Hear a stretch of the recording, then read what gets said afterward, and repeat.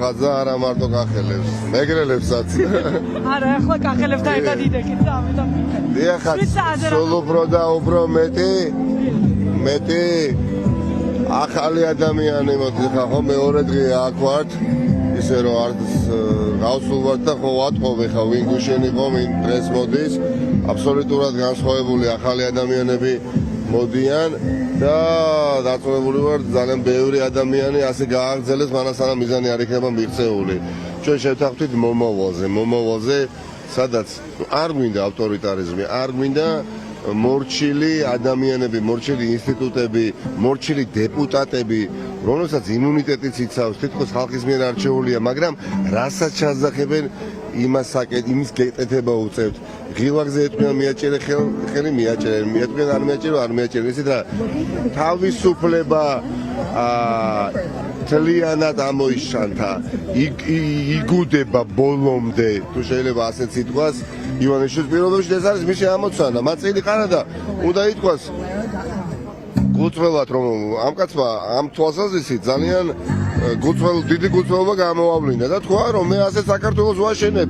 არ მინდა არ თქვენი მრავალფეროვნება, მით უმეტეს განსხვავებული მრავალფეროვნება, არც მით უმეტეს დემოკრატია, არც სახელმწიფო შტოები ერთმანეთისგან დამოუკიდებელი არ უნდა იყოს. მე უნდა ვიყო და ჩემს გარშემო ავტორიტარიზმი ქვია ამ ყველაფერს, სადაც არჩევნები არ უნდა ჩატარდეს. ანუ ხელისუფლება რომელიც 2012 წელს მოვიდა აღარასოდეს აღარ უნდა შეიცვალოს. ალბათ ეს დიქტატურაც არის, ხო ხა, არ ვიცი ვინ როგორ შეაფასებს. ამის წინააღმდეგ წავიდა მთელი საერთაშორისო საზოგადოება და ქართული საზოგადოება. არავინ ეს არჩევნები მას არ უღიარა.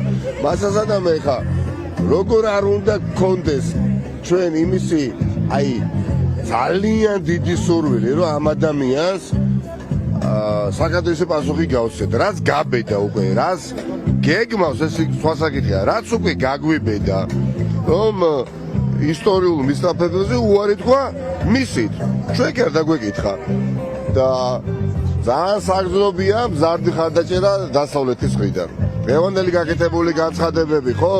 როდესაც ისინი ამბობენ, რომ ჩვენ ყავართ, რა თქმა უნდა, მზად ვითანამშრომლოთ ქართულ ხალხთან, ყველა თვალსაზრისით, მაგრამ არ ვართ მზად ვითანამშრომლოთ რეჟიმთან და ეს ბუნებრივი ასეც იქნება.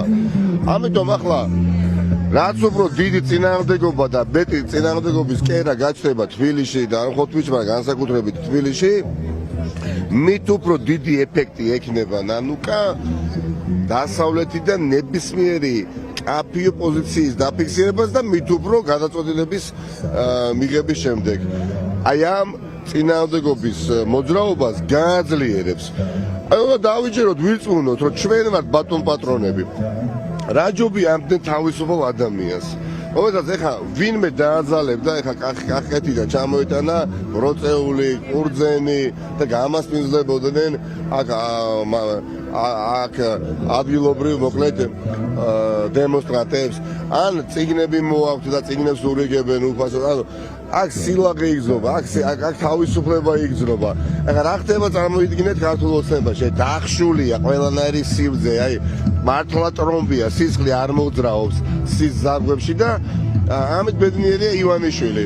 ანუ კომფორტული ცხოვრების შესაძლებლობა ისეთი მახინჯი სისტემა და რეჟიმი ააშენა ამ ადამიანმა, რომელიც უნდა დაინგრეს და რაც მეტად შევანცოთ უბრალოდ დაინგრევა, რომ თვითონ ქართული ოცნების ხალხიც წარმომადგენლები უბრალოდ კომფორტულად ვერ გრძნობენ თავს.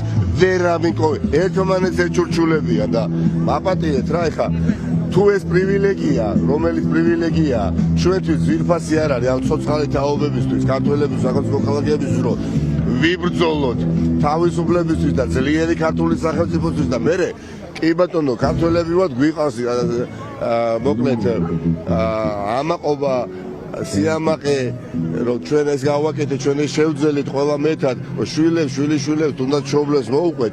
ეს შესაძლებლობა ხელის გულზე გვიდევს და იმიტომ რომ ცოტა ცივა, იმიტომ რომ ცოტა ვიღაცა ფრთხილოს, იმიტომ რომ ვიღაცას რაღაცა ვალდებულება ვიღაციდან არა ხახტო არ განმეორდება ასეთი შესაძლებლობა. ამიტომ შვიცარიაზე ყველანი უნდა გამოვიდეთ დღესაც, ხვალაც, ზეგაც, მაზეგაც და ვარყიოთ რეჟიმი სალამ არ დაინგრევა. ქართველები ვართ ბოლო-ბოლო ივანიშვილის და კობახიძის და კალაძის ვის რა უნდა შეეშინდეს ეხლა სასაცილოა.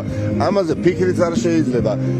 უმრავლესობაში ვართ ხალხო, უმრავლესობაში და მოცემულობა უნიკალური, როცა საერთაშორისო თანამეგობრობამ არჩევნების შედეგები არ აღიარა. როდის იყო ასეთი მსგავსი ანალოგია? არასოდეს. მეტიც. პირიქით იყო. ახლა არის აპირისპიროდ. ამას ჭირდება ახლა უბრალოდ ცოტა გამბედაობა, ცოტა მეტი მონდომება, დიდი მიზნები, მხოლოდ მიიღწევა დიდი ძალისხმევის შედეგად. მადლობა. ძალიან დიდი მადლობა.